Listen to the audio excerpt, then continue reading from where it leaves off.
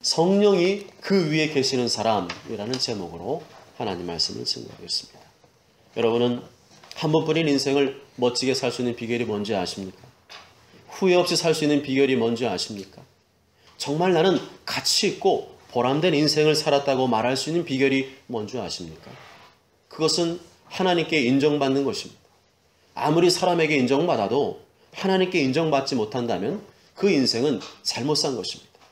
아무리 사람들이 우러러보고 칭찬해 주어도 하나님께 인정받지 못한다면 그 인생은 실패한 인생입니다. 누가복음 12장 20절에 보면 실패한 인생에 대하여 분명히 말씀하고 있습니다. 하나님은 이르시되 어리석은 자여 오늘 밤에 내 영혼을 도로 찾으리니 그러면 내 준비한 것이 누구의 것이 되겠느냐.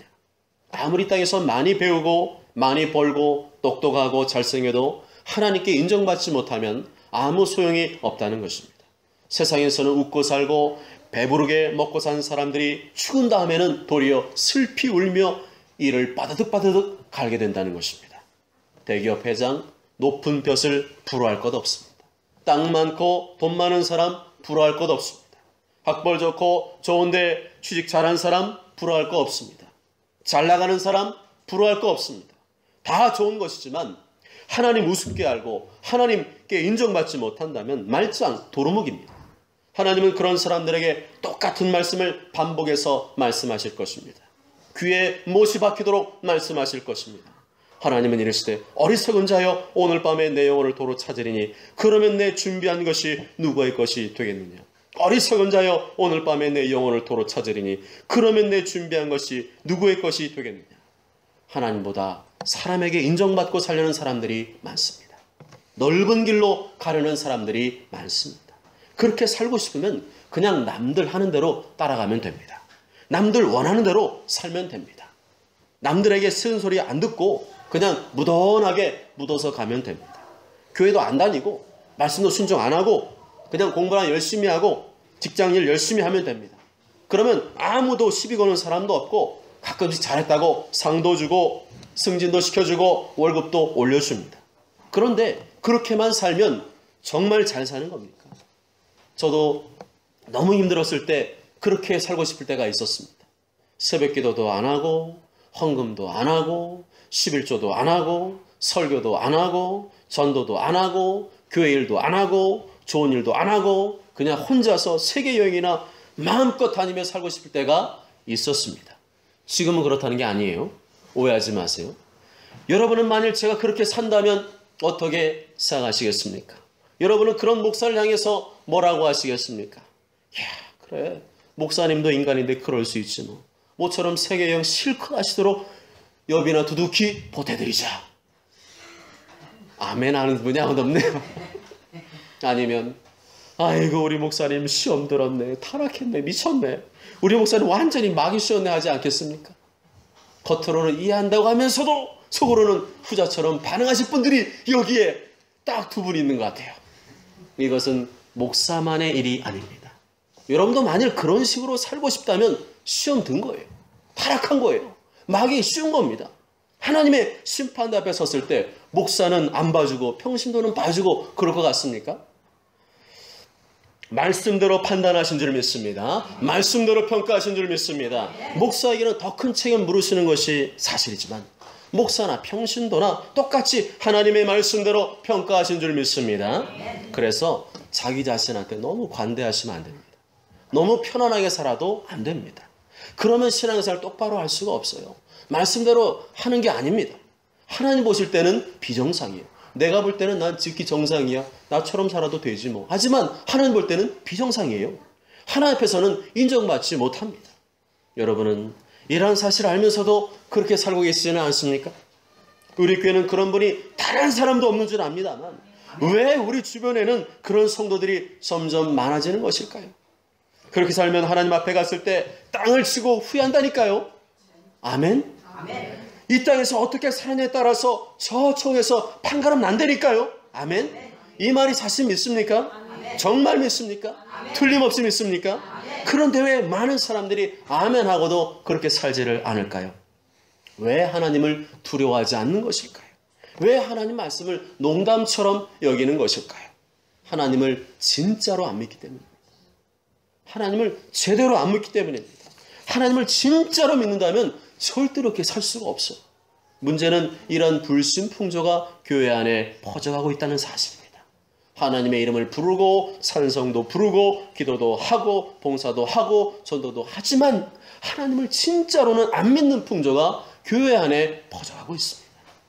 아무리 예수님 믿고 구원받았어도 정신 바짝 차리고 살지 않으면 주님이 너 모른다? 너 누구냐? 할 수 있다는 사실을 명심하시기 바랍니다. 정확하고 게으른 점을 바깥 어두운 데로 내쫓으라 명령할 수 있다는 사실을 명심하시기 바랍니다. 만일 이런 일을 여러분이 당하신다면 얼마나 황당하시겠어요. 막 예수님 막 붙잡고 예수님 제 말 좀 들어보세요. 나 예수님 믿잖아요. 나 예수님 믿고 주님 아시잖아요. 주님 이제 와 저한테 이러시면 정말 곤란합니다. 제 입장 얼마나 난처해요. 다 나 예수님 믿고 구원받을 거라 알고 있었는데 우리 자녀도 그렇게 알고 나 이러면 안 돼. 이러시면 안 돼요. 요한복음 3장 16절 요한복음 3장 16절 까먹으셨어요? 때는 늦은 겁니다. 그런데 왜 성도들이 하나님의 심판을 준비하지 않는 것일까요? 왜 하나님을 두려워하지 않는 것일까요? 성경을 반쪽만 보기 때문입니다. 자기 입맛에 좋은 것만 취하기 때문입니다. 성경에는 두 가지를 다 말씀하고 있습니다. 구원파처럼 한 가지 말씀만 붙들고 살면 나중에 된통 당하는 일이 생깁니다. 그때 가서 땅을 치고 후회해봐야 아무 소용이 없습니다. 구원파 따라가지 마세요. 구원파 흉내내지 마세요. 여러분은 구원파가 아닙니다. 구원의 열매, 신앙의 열매, 행함의 열매, 순종의 열매, 믿음의 열매가 없으면 여러분의 구원은 가짜라는 사실을 기억하시기 바랍니다. 사람이 아니라 하나님께 인정받아야 합니다. 열매로 행함으로 인정받아야 됩니다. 누가 뭐라고 딴지 걸어도 하나님께 인정받아야 합니다. 그러기 위해서는 다른 사람들에게 욕을 먹어야 할 때가 있습니다. 다른 사람들과 갈등을 겪어야 할 때가 있습니다. 핍박을 받아야 할 때가 있습니다. 너처럼 뭐 이렇게 유별나게 신앙생활하냐 그런 소리를 들어야 될 때도 있습니다. 그럴 때 피하거나 회피하지 말고 정면 돌파하시기 바랍니다. 나는 신앙생활하면서 지금까지 그런 적이 한 번도 없었어요. 나는 항상 다른 사람들과 평화로운 관계를 유지해 왔어요. 말하는 분 계시다면 그건 자랑이 아니라 신앙생활을 잘못하고 있는 겁니다. 하나님께 인정받기 위해 살다 보면 세상과 갈등하고 부딪히지 않을 수가 없기 때문입니다. 마태복음 5장 10절 11절에 의를 위하여 박해를 받은 자는 복이 있나니 천국이 그들의 것입니다. 나로 말미암아 너희를 욕하고 박해하고 거짓으로 너희를 거슬러 모든 악한 말을 할 때에는 너희에게 복이 있나니 말씀하고 있습니다. 이런 일이 없으면 좋겠지만 의를 위해 예수님을 위해 말씀대로 살려고 하면 반드시 나를 반대하고 싫어하고 미워하는 사람이 생긴다는 것입니다. 그런데 그런 일을 겪는 것이 하나님 앞에서는 복이 되는 줄 믿습니다. 뿐만 아니라 가장 가까운 사람도 나를 이해해 주지 못할 때가 있습니다. 나와 한 입을 덮고 자는 사람이 이해해 주지 못할 때가 있습니다. 나의 자녀가, 나의 부모가, 나의 형제가, 나의 친구가 이해해 주지 못할 때가 있습니다. 정상입니다. 마태복음 10장 34절 36절에 내가 세상에 화평을 주러 온 줄로 생각하지 말아라. 화평이 아니라 검을 주러 왔노라. 내가 온 것은 사람이 그 아버지와 딸이 어머니와 며느리가 시어머니와 불화하게 하려 함이니 사람의 원수가 자기 집안 식구리라. 신앙의 문제로 갈등할 때, 말씀에 순종하는 문제로 갈등할 때 상대방에게 이해받으려고 하지 마십시오. 이해해 줄 사람이면 벌써 이해해 주었습니다. 이해해 주지도 못할 뿐더러 상대방에게 맞춰주다가 괜히 내 믿음과 열정까지 식어지게 됩니다. 말귀 못 알아먹는 사람 있으면 그냥 내버려 둬야 돼요. 부드럽게 권면은 해야 되겠죠.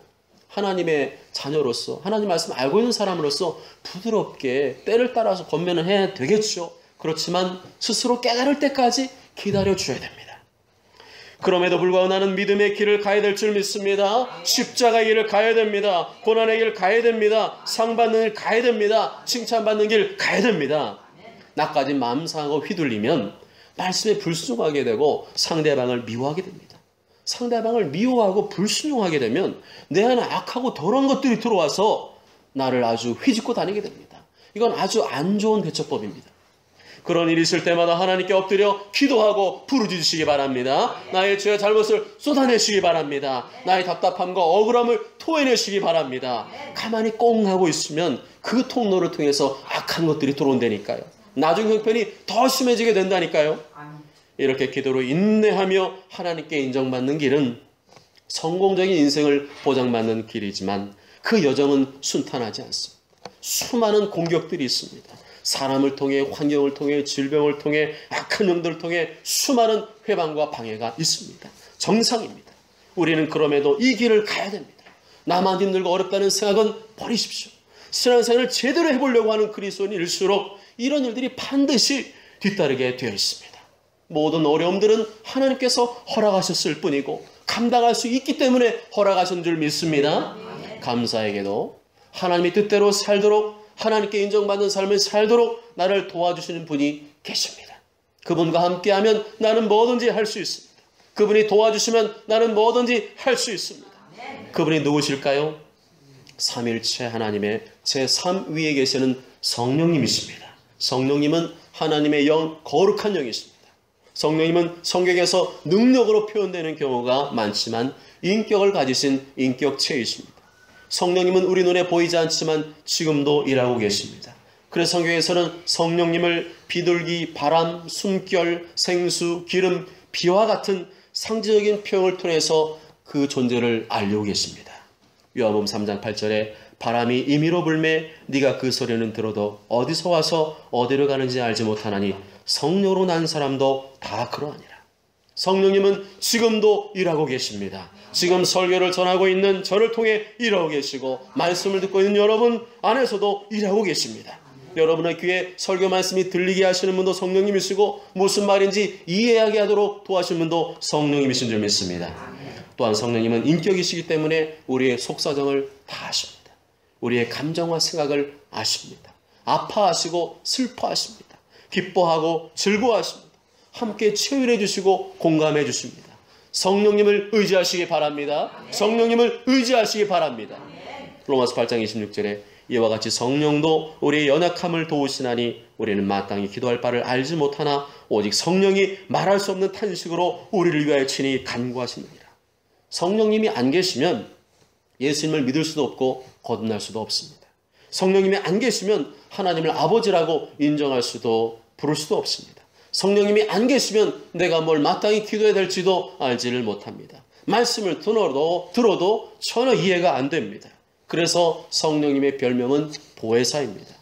요한복음 14장 26절에 보혜사 곧 아버지께서 내 이름으로 보내실 성령 그가 너에게 모든 것을 가르치고 내가 너에게 말한 모든 것을 생각나게 하리라.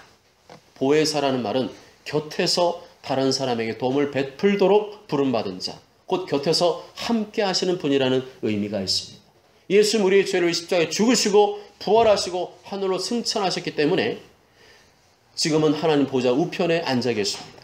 이제 예수님은 하늘에 계시기 때문에 예수님의 여기 계신 성령님을 우리에게 보내셔서 모든 믿는 자들을 돕고 계십니다. 성령님은 우리의 변호사가 되시고 돕는 자가 되시고 위로자가 되시고 상담자가 되시고 친구가 되어주십니다. 할렐루야.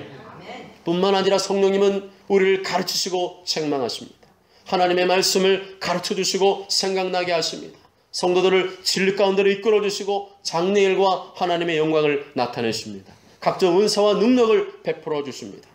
이렇게 우리는 연약하여서 부족하여서 할 수 없는 것들을 성령님께서 할 수 있도록 도와주시고 이끌어 주십니다. 아무리 세상에서 훌륭한 일을 많이 한다고 해도 성령님이 함께하지 않는 사람은 하나님이 인정하신 삶을 살려고 해도 살 수가 없는 것이죠. 성령을 받으시기 바랍니다. 성령을 받아야 됩니다. 아직까지 성령을 받지 못한 분 계시다면 성령을 받으시기 바랍니다. 성령님이 임하도록 간절히 기도하시기 바랍니다. 120문도가 마가다락방에 서서 날마다 열흘 동안 간절히 기도했을 때 성령님이 임하셨습니다. 성령을 받은 분들은 성령 충만을 구하십시오. 성령으로 충만하지 않으면 영적인 게으름과 나탐에서 벗어날 수가 없습니다. 성령으로 충만하지 않으면 말씀에 대한 사모함과 갈급함이 식어지게 됩니다. 성령으로 충만하지 않으면 뜨거운 열정과 헌신이 사라지게 됩니다. 결국 성령으로 충만하지 않으면 하나님께서 인정하시지 않는 삶을 살 수밖에 없습니다. 우리의 육신은 하나님 뜻대로 살고 싶어도 성령으로 충만하지 않으면 우리의 연약한 육신을 이기고 정복할 수가 없습니다. 나를 이길 수가 없는 것입니다. 성령 충만 받으시기 바랍니다. 성령 충만 받으시기 바랍니다. 이 시간 우리 모두에게 성령을 부으소서, 부으소서, 부으소서, 충만하게 부으소서, 부으소서. 성령의 불로, 성령의 불로, 성령의 불로 뜨겁게 임하소서. 아멘.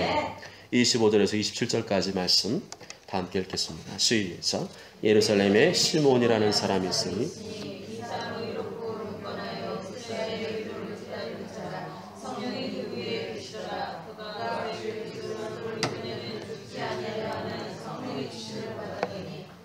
감동으로 성전에 들어가니 율법의 관례대로 행하고 자하여 그 아기 예수를 데리고 오는지라. 아멘.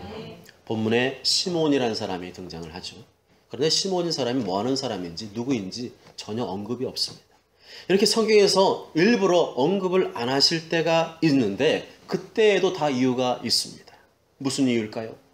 분명한 것은 하나님께서는 시몬이라는 사람의 외모나 겉모양에 관심이 별로 없다는 겁니다. 사람들은 그 시몬이라는 사람이 무슨 사람이고 어떤 일을 했고 몇 살이고 사는 집이 어디고 고향이 어디고 이런 외적인 것에 관심이 많지만 하나님은 아니라는 것입니다. 하나님은 단지 시몬이 성령의 사람이라는 것에 관심이 있으셨습니다. 그래서 3절의 짧은 말씀 속에서 계속해서 성령이 그 위에 계시니라, 성령의 지시를 받았더니 성령의 감동으로라고 말씀하고 있습니다. 여러분도 하나님께서 관심 있게 지켜보시는 성령의 사람이 되시기 바랍니다. 하나님은 성령의 사람을 주목한 줄 믿습니다. 성령님이 그 위에 계시고 성령의 지시를 받고 성령의 감동이 임하는 성령의 사람이 되시기 바랍니다. 그러면 하나님 눈에 띄는 거예요. 이렇게 우리가 성령님의 감동과 지시를 받으며 산다면 분명 하나님께서 인정하신 삶을 살 수가 있습니다. 내 마음대로 살지 않고 하나님께 영광 돌리며 그분의 뜻을 이루는 삶을 살 수가 있습니다. 그러기 위해서는 성령님이 내 위에 임하셔야 합니다.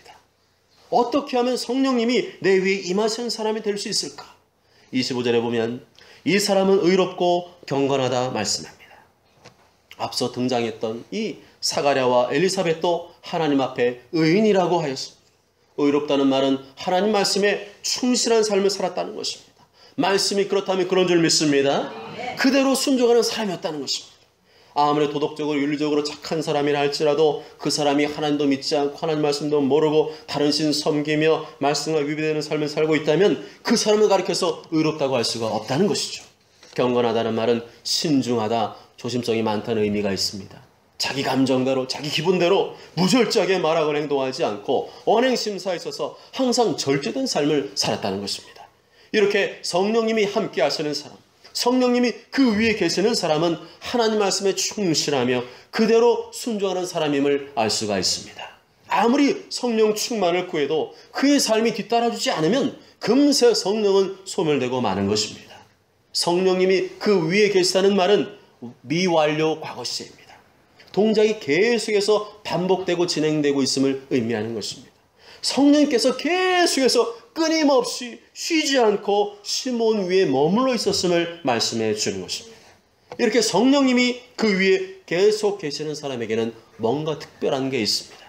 26절 27절 말씀대로 성령님의 지시와 감동을 받게 됩니다. 그리스도를 보기 전에는 죽지 아니하리라는 성령의 지시를 받았더니 성령의 감동으로 성전에 들어가며 간혹 하나님 말씀에 불순종하는 살면서도 저 성령의 이런 감동을 받았어야 하는 사람이 있는데 오늘 말씀에 의하면 별반 신빙성이 없는 말입니다. 그런 사람의 말은 크게 귀담아 들을 필요가 없어요. 왜냐하면 의롭고 경건한 삶을 사는 사람 위에 성령님이 계시는 거지, 자기 마음대로 살고 불순하게 사는 사람이 성령 감동 받았어요? 그 말은 별로 영향가가 없다는 거죠. 그러나 의롭고 경건한 삶은 사람이 성령께로부터 이러이러한 감동이 왔다고 말할 때는 귀담아 들을 필요가 있습니다. 특히 경건한 주의종으로부터 이러이러한 성령님의 감동이 왔다고 말할 때는 그대로 순종하는 것이 옳습니다. 시몬의 성령의 감동으로 성전에 들어갔더니 때마침 누구를 만나게 되었어요? 아기 예수를 만나게 되었습니다. 할렐루야. 그리스도를 보기 전에는 죽지 아니하리라는 성령님의 예언도 동시에 이루어졌고 성령님의 감동으로 아기 예수님도 보게 되었습니다. 의롭고 경건한 사람에게 임한 성령님의 지시와 감동은 정확합니다. 성령님께서 미리 알려주시고 인도하여 주시는 것이기 때문에 그대로 되는 것입니다. 저런 모두가 의롭고 경건한 사람이 되어 성령님의 지시와 감동을 확실히 받으시기 바랍니다. 28절 32절 28절 32절 다 함께 읽습니다. 시작. 시몬이 아기를 낳고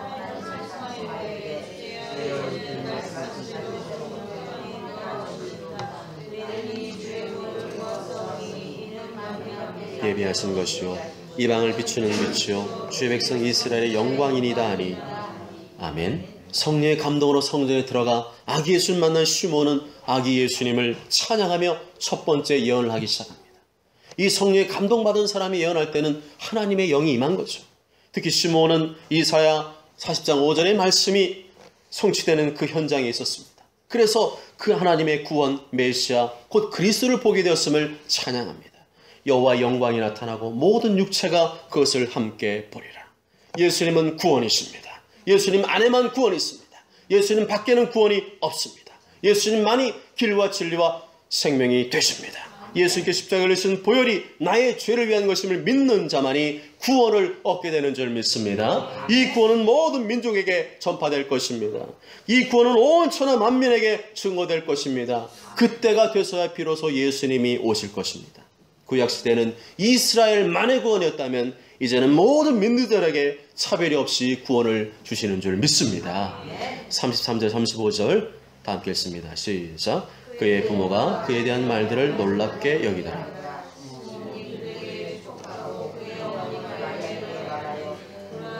이스라엘 중 많은 사람을 피하거나 흥하게 하며 비방을 받는 표적이 되기 위하여 시험을 받았고 또 칼이 내 마음을 찌르듯 하리니 이는 여러 사람의 마음의 생각을 드러내려 함이니라 하더라. 아멘. 이 말씀은 시몬이 성령의 감동으로 두 번째 예언을 한 대목입니다. 예수님의 육신의 부모 특히 마리아는 천사의 말을 이미 전해 들은 상태였기 때문에 아기 예수님의 존재에 대해서 알고 있었을 것입니다. 그런데 또다시 놀라게 되었습니다. 한 번도 생전 보지 못한 사람이 자기한테 와서 예수님이 어떤 분인지 또 말씀하고 있으니 얼마나 놀랐겠습니까? 자신들이 키우게 된 이 아기가 바로 온 인류의 구원자 곧 그리스도라는 사실 앞에 두렵고 떨렸을 것입니다. 특별히 시몬은 마리아를 지목하여 말합니다. 엄마를 지목하여 말합니다. 신앙은 모계를 통해 흘러갑니다. 예수 믿고 따르는 사람은 흥할 것이고 반대로 예수님 배척하는 사람들은 망하게 될 것인데 마지막에는 예수님이 비방을 받는 표적이 될 것이라고 예고합니다. 이것은 예수님께 십자가에서 고난받으실 것을 처참히 고난받으실 것을 예고하는 대목입니다. 또한 예수님의 말씀이 어떻게 된다고요? 칼이 되어서 예수님 말씀이 칼이 되어서 여러 사람의 마음의 생각을 드러낼 것임을 말씀하고 있습니다. 그전까지는 안 그랬다는 거예요. 많은 사람들이 하나님의 말씀을 전했지만 그 말씀이 칼처럼 꼽히지 않았는데 예수님 말씀을 전했더니 그 말씀이 두루뭉술하지 않고 날선 검과 같이 칼과 같이 예리했다는 것입니다. 설교자가 전한 말씀도 그래야 됩니다. 인간적인 비유나 맞추며 이 땅에서 성공과 축복만을 가르치는 설교자가 있다면 그것은 설교가 아니라 강연에 불과합니다. 그런 것은 KBS 텔레비 틀어보면 됩니다. 예수님의 말씀은 날선 검처럼 예리하게 청년의 속을 찌르는 말씀이었습니다. 아멘. 실제로 예수님은 사람의 폐부를 꿰뚫어 보시며 누구를 만나든지 정확하게 그 사람의 속을 끄집어내셨습니다. 외식하는 바리새인들의 민낯을 적나라하게 드러내셨습니다. 반대로 간삼이 없는 나다넬과 진실이 회개한 삭개오는 칭찬하셨습니다. 나다넬과 삭개와 같은 사람에게는 예수님이 친구와 같은 분으로 다가왔지만 바리새인들과 같이 외식하는 자들에게는 예수님 말씀이 항상 거슬렸고 끝까지 회개하기를 거부한 그들은 예수님을 끝끝내 십자가에 못 박아 죽이는 장본인이 되었습니다. 36절 38절 다 함께 읽습니다. 시작. 또 아셀 지파 바누엘의 딸 안나라는 선지자가 있어 나이가 매우 많더라. 그가 결혼한 후 7해 동안 남편과 함께 살다가 과부가 되고 84세가 되었다. 이 사람이 성전을 떠나지 아니하고 주야로 금식하며 기도함으로 섬기더니 마침 이때에 나와서 하나님께 감사하고 예루살렘의 속량을 바라는 모든 사람에게 그에 대하여 말하니라. 아멘. 이번에는 아까는 남자 예언자, 이번에는 여자 예언자 등장합니다. 이 구원의 역사가 이제 남녀 차별 없이 모든 사람이 이룰 것을 예고하는 것이죠. 완벽하게 이루어질 것을 예고하는 것입니다. 여선지자 안나가 예언을 합니다. 이 여인은 외견상 불행한 여인이었습니다. 결혼한 지 7년 만에 남편을 여의었습니다. 그 이후로 계속해서 수절하며 적어도 한 50년, 60년 이상 그냥 과부로 살았습니다. 얼마나 겉으로 볼 때는 불행합니까? 성경에 보면 집집마다 돌아다니며 쓸데없는 말을 퍼뜨리거나 주님 앞에서 맹세를 저버리고 자기 마음에 드는 불신자와 결혼을 함으로써 처음 믿음을 저버린 젊은 과부들도 나옵니다.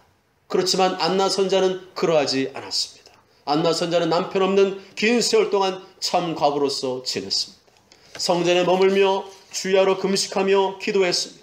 그리고 때마침 아기 예수님이 성전에 오셨을 때 믿는 자에게 구원을 베푸실 예수님에 대해서 증언하게 되었습니다. 열어볼 때 안나 선자는 외견상으로는 불행한 과부였지만 남편이 죽은 이후로 하나님을 신랑 삼아 일평생 성전을 가까이하며 주야로 금식하며 믿음의 공동체를 위해 기도한 그 누구보다 행복한 여정이었고 하나님이 주목한 성령의 사람이었습니다. 사랑하는 여러분, 여러분은 다른 사람의 잘난 외모와 겉모습에 열등감을 느끼고 계시지는 않습니까? 아니면 다른 사람보다 잘난 그 무언가에 우쭐대며 우월감을 느끼고 계시지는 않습니까? 그러나 그러한 것은 하나님 앞에서 중요하지 않습니다. 하나님 없이도 세상에 잘 나가는 사람들 많이 있지만 그들의 마지막은 비참합니다. 하나님의 심판대 앞에서 망한 인생이요 실패한 인생입니다. 우리는 하나님께 인정받아야 합니다. 사람의 인정을 구하지 마시고 하나님의 인정을 구하시기 바랍니다. 내 뜻대로가 아니라 하나님의 뜻대로 사는 인생이 되시기 바랍니다.